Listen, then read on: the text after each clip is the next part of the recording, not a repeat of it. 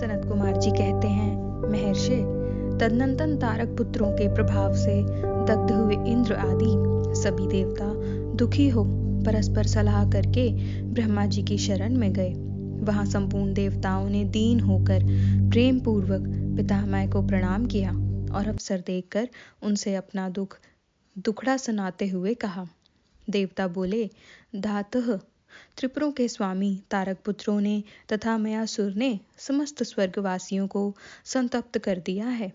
ब्रह्मन, इसलिए हम लोग दुखी होकर आपकी शरण में आए हैं। आप उनके वध का कोई उपाय कीजिए जिससे हम लोग सुख से रह सकें। ब्रह्मा जी ने कहा, देवगणों, तुम्हें उन दानवों से विशेष भय नहीं करना चाहिए। मैं उनके वध का उपाय बतलाता हूँ। भगवान शिव तुम्हारा कल्याण करेंगे।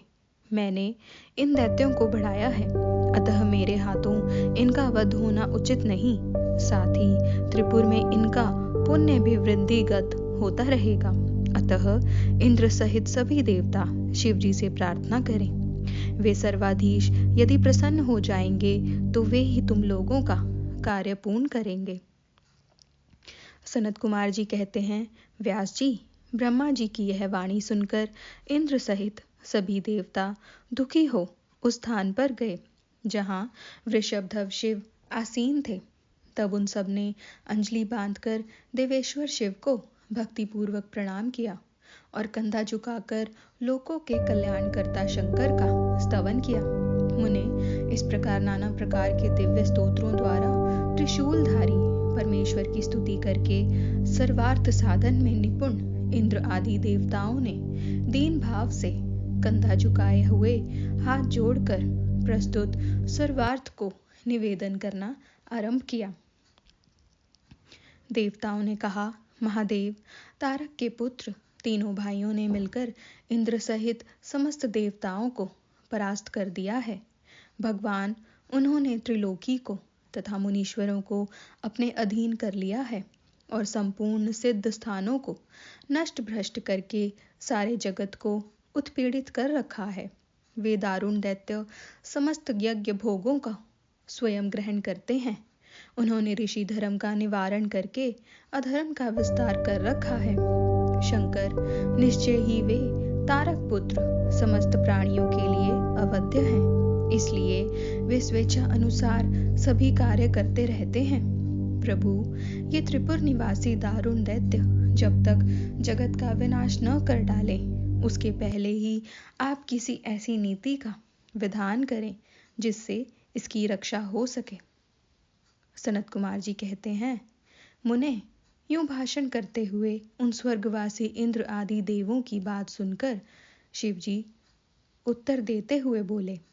शिव जी ने कहा, देवगण, इस समय वे त्रिपुराधीश महान पुण्य कार्यों में लगे हुए हैं और ऐसा नियम है कि जो पुण्य आत्मा हो उस पर विद्वानों को किसी प्रकार भी प्रहार नहीं करना चाहिए।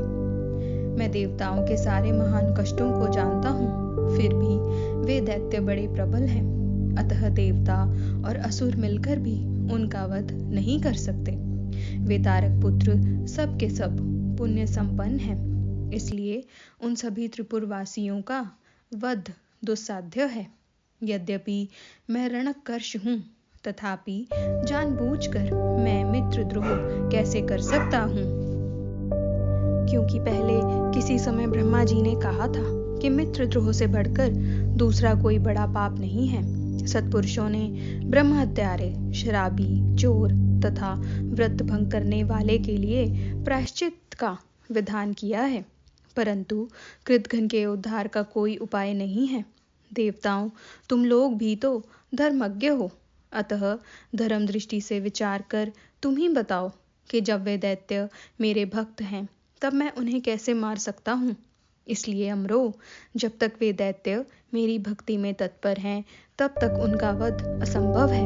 तथापि तुम लोग विष्णु के पास जाकर उनसे यह कारण निवेदन करो।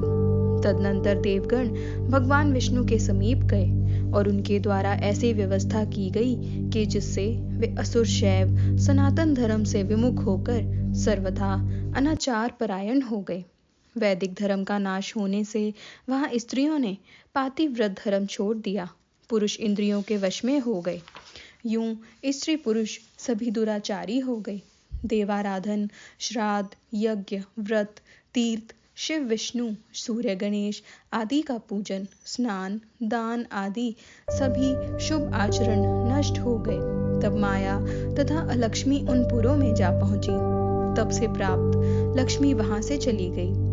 इस प्रकार वहां अधर्म का विस्तार हो गया। मुने, तब शिव इच्छा से भाइयों सहित उस दैत्यराज की तथा मैं की भी शक्ति कुंठित होती गई।